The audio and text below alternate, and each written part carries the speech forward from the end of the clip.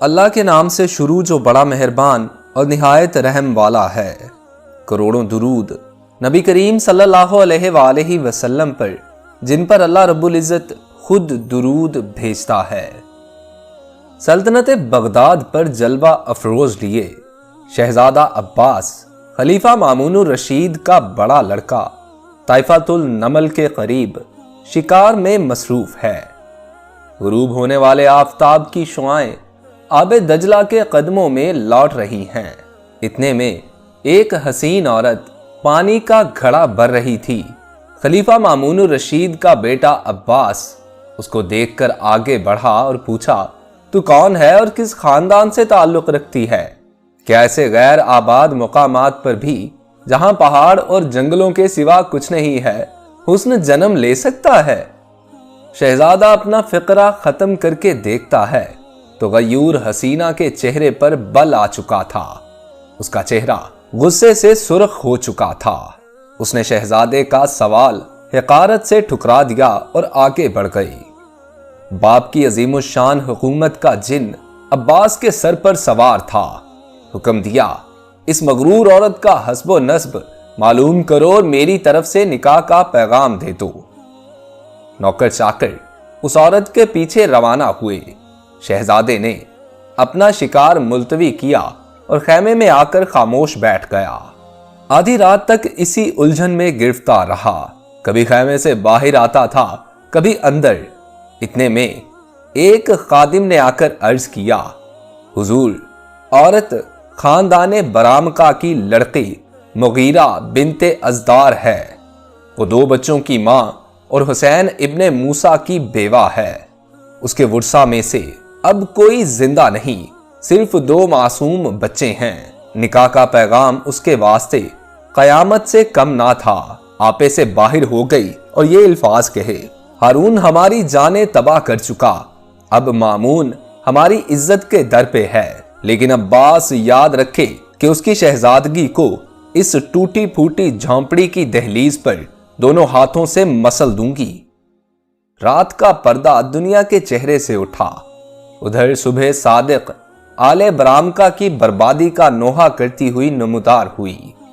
ادھر طائفۃ النمل کے مختصر سے مکان میں مغیرہ نے نماز فجر سے فراغت پا کر چھوٹے بچے کو کلیجہ سے لگا کر پیار کیا اور کچھ کہنا چاہتی تھی کہ شہزادہ عباس کا پیغام ایک قاصد کے ذریعہ سے اس کے کان میں پہنچا۔ شہزادہ عباس کا غصہ تیری جان اور مال خاک میں ملا دے گا۔ یہ مکان ضبط کیا جاتا ہے اور تجھ کو 2 گھنٹے کی اجازت ہے، یہ مکان خالی کر دے۔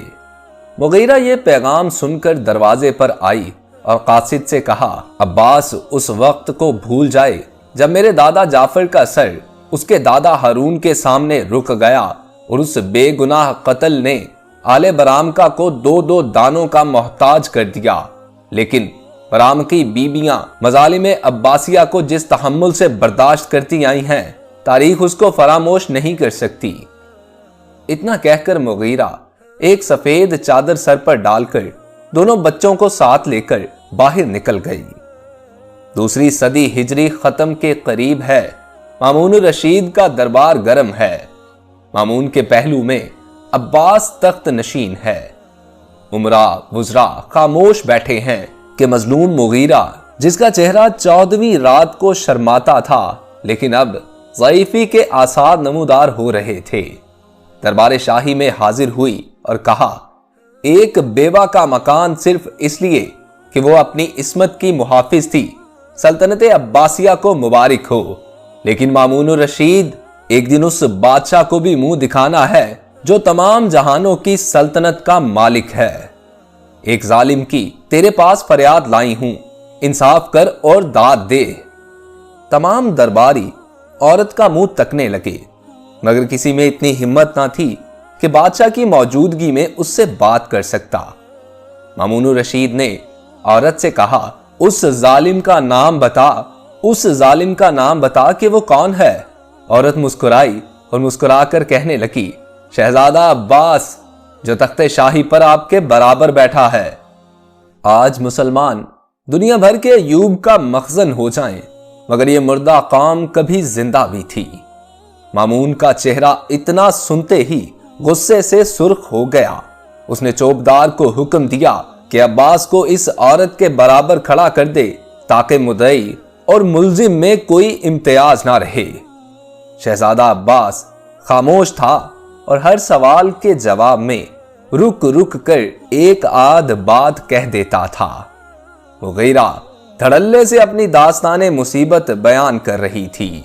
उसके चेहरे से इस्मत का खून टपक रहा था, यहां तक कि उसकी जुबान से ये अल्फाज निकले, अब्बास ये सही है कि तू मामून रशीद का लड़का और सल्तनत का मालिक है, लेकिन ये हाथ मुंतजिर थे उस वक्त के कि अगर तू अपनी धुन में आगे बढ़कर करीब पहुंचता तो तेरी गर्दन खाक में मिला देते।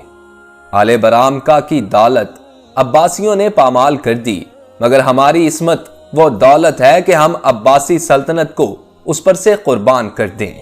वज़राए सल्तनत मुगीरा की जुर्रत पर मुतअज्जब हुए और कहा, यह बेबाकी आदाब शाही के खिलाफ है, अदब से गुफ्तगू करो। मामून ने कहा, इसको मत रोको, यह हक रखती है कि जो कुछ इसके मुंह में आए कहे। यह सिर्फ इसकी सदाकत है जिसने इसकी जुबान को तीर और इसके हौसला को बुलंद कर दिया, और अब्बास की कमजोरी है जिसने उसको गूंगा बना दिया।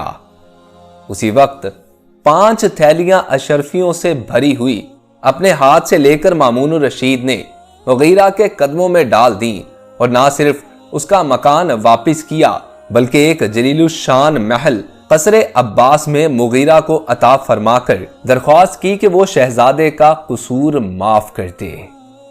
ऐसे होते हैं हुक्मरान और ऐसी होती हैं बाहया बाकिरदार औरतें।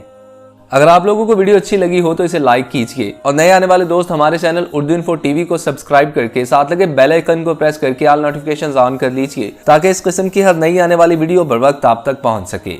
अपने दोस्त मोहसिन रजा को इजाजत दीजिए। अल्लाह आपका और मेरा हामी और नासिर हो। अल्लाह निगहबान।